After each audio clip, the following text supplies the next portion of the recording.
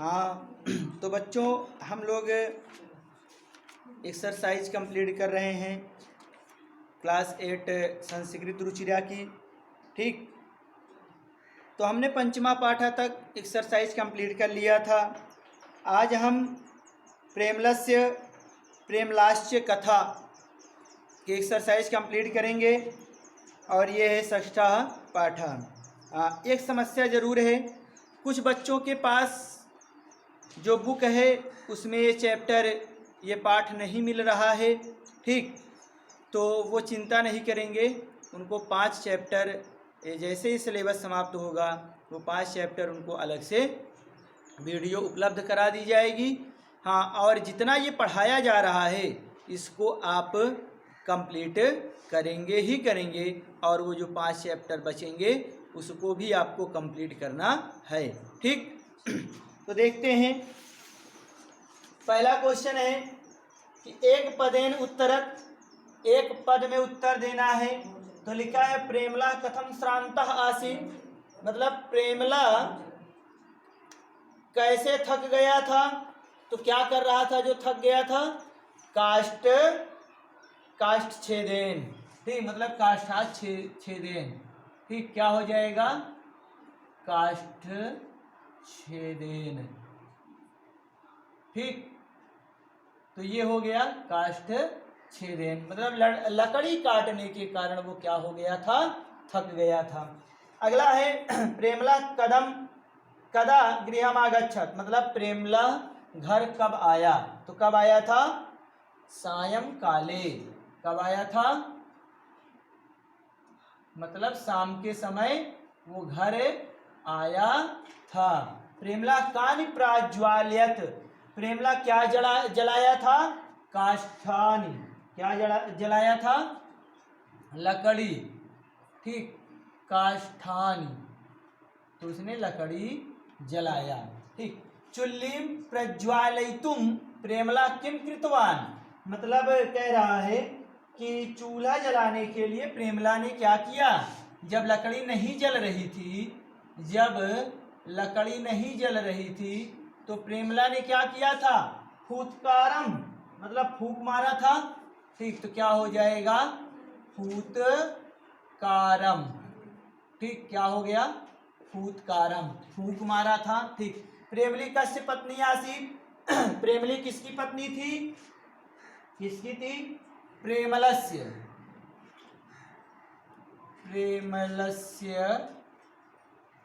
ठीक, किसकी पत्नी थी? प्रेमलस्य की पत्नी थी।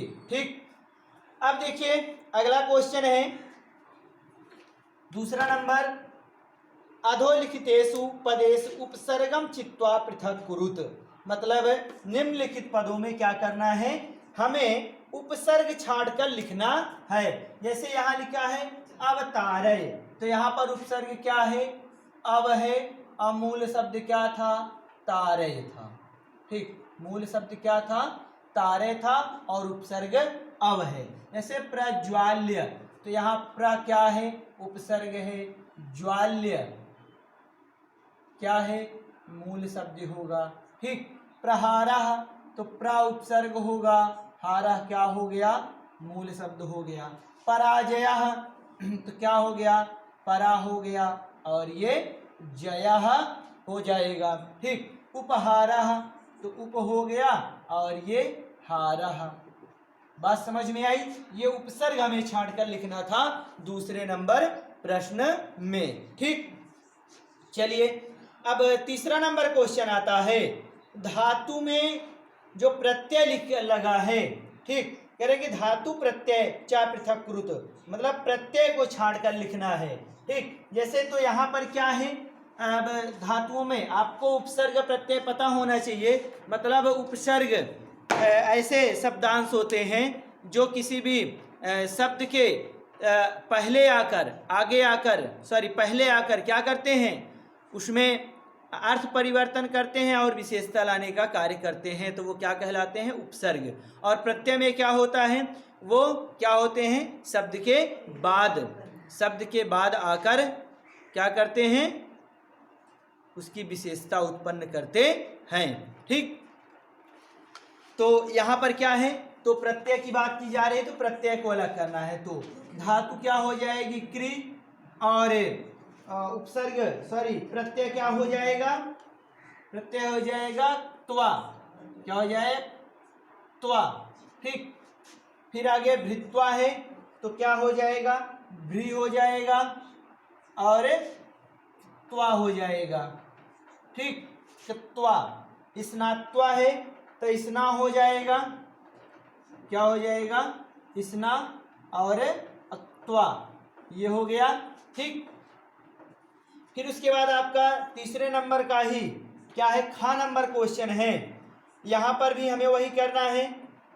ठीक, तो क्या हो जाएगा, क्री धातु है और तुमुन प्रत्यय लगा है, क्या लगा है, तुमुन प्रत्यय। फिर यहाँ खादितुम है तो खाद क्या हो गया है हमारा, धातु हो गया, और तुमुने क्या है, तुमुने प्रत्यय हो जाएगा। द्रष्टुम है तो दृश्य धातु हो जाएगा, क्या हो जाएगा, दृश्य धातु हो जाएगा, और तुमुने प्रत्यय हो जाएगा।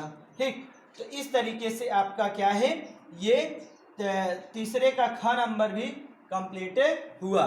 ठीक, अब इसके बाद देखते हैं गा नंबर क्वेश्चन, तीसरे का ही गा। गा को देखते हैं क्या है, गा में भी यही करना है। वहां पर उपसर्ग धातु और प्रत्यय, उपसर्ग धातु और प्रत्यय तीनों यहाँ पर आपको क्या करना है, अलग अलग लिखना है। ठीक, तो जैसे आगत्य लिखा है तो आ क्या हो गया, उपसर्ग, आ क्या हो गया, उपसर्ग, और फिर उसके बाद गम धातु होती है।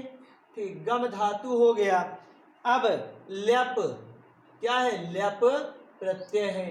ठीक, संस्कृत के उपसर्ग और प्रत्यय थोड़ा से क्या होते हैं, भिन्न होते हैं। ठीक, और हिंदी के अलग होते हैं, तो ये आपको अंतर समझना है।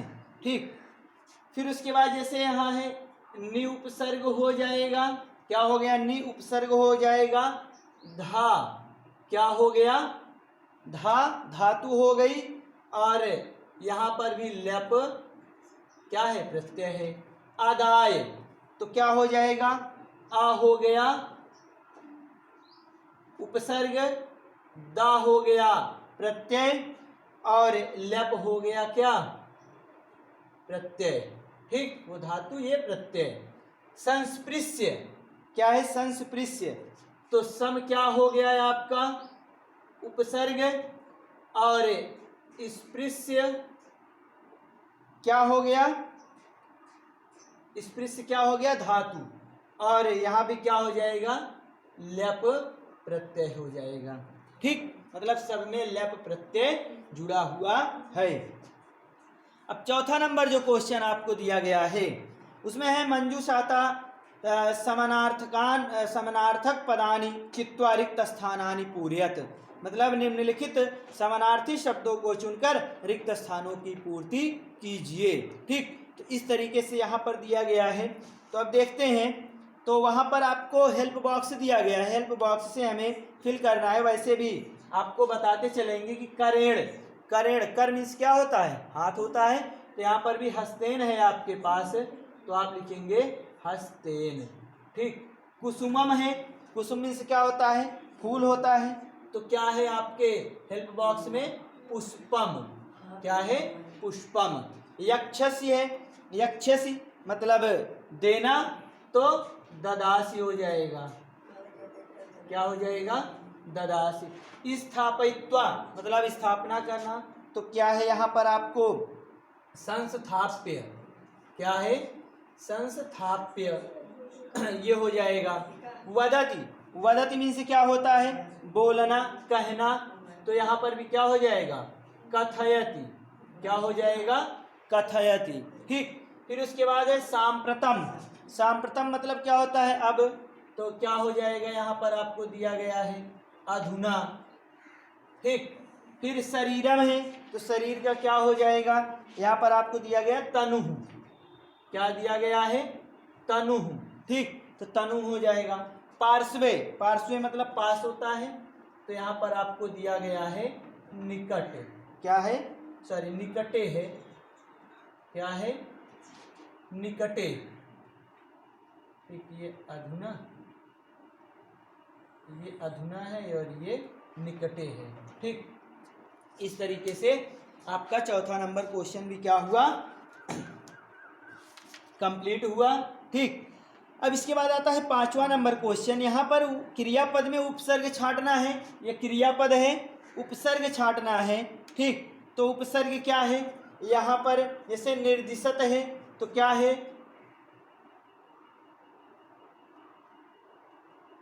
तो नि हो जाएगा, फिर आदिशत, क्या हो जाएगा, आदिशत, ठीक, ये हो गया आदिशत। फिर आगच्छत है तो क्या हो जाएगा, आ हो जाएगा उपसर्ग और अगच्छत हो जाएगा, ठीक। अवतार्यत, ठीक, तो क्या हो जाए, अवतार्यत, तो क्या हो जाएगा, अब, फिर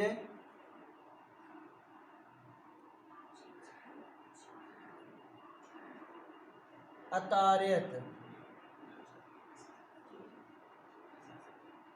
ठीक, ये हो जाएगा। पराभवत, ठीक, तो क्या हो जाएगा, परा प्लस अभवत, ठीक। फिर प्राक्षाल्यत, ठीक, क्या हो जाएगा, प्राक्षाल्यत, तो क्या हो जाएगा, प्रा हो जाएगा और उसके बाद अक्षालयत, क्या हो जाएगा, अक्षालयत, ठीक। तो इस तरीके से आपका क्या हुआ, ये पांचवा नंबर भी क्वेश्चन आपका कंप्लीट हुआ, ठीक।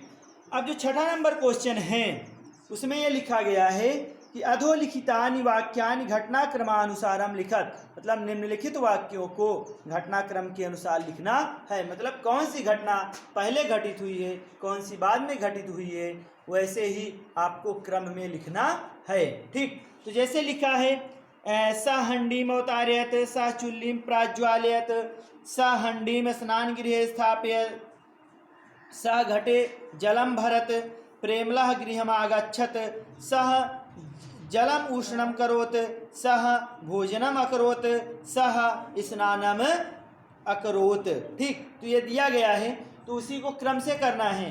तो जो आपका अंगा नंबर है, जो आपका अंगा नंबर है ये पहले पर आएगा, और जो आपका का नंबर है ये दूसरे पर आएगा, और जो घा नंबर है ये तीसरे पर आएगा, और खा नंबर चौथे पर आएगा, चा नंबर पांचवें पर आएगा, गा नंबर छठे पर आएगा, और जा नंबर सातवें पर, और छा नंबर आठवें पर वो आएगा, ठीक। वहाँ पर आप जब कहानी पढ़ेंगे, जब प्रेमला और प्रेमलास की कहानी पढ़ेंगे, कथा पढ़ेंगे, तो वहाँ पर आपको पता चलेगा कि इसी क्रम में वो वाक्य लगेंगे, ठीक। अब सातवां नंबर क्वेश्चन है, अधोलिखितानाम तद्भव पदानाम तत्सम पदानि चिनुत, ठीक है ना, मतलब जो तत्सम तद्भव शब्द दिए गए हैं उनके लिए क्या करना है, हमें तत्सम शब्द लिखना है। तो जैसे काठ है, काठ मीन्स लकड़ी होता है, तो इसका तत्सम क्या हो जाएगा, काष्ठ। हांडी है तो इसका क्या हो जाएगा, हंडी हो जाएगा। चूल्हा है, चूल्हा का क्या हो जाएगा, चुल्ली हो जाएगा, ठीक। कुआं है तो कुआं का क्या हो जाएगा, कूप हो जाएगा, और फूंकना का फूतकार, क्या हो जाएगा, फूतकार, ठीक।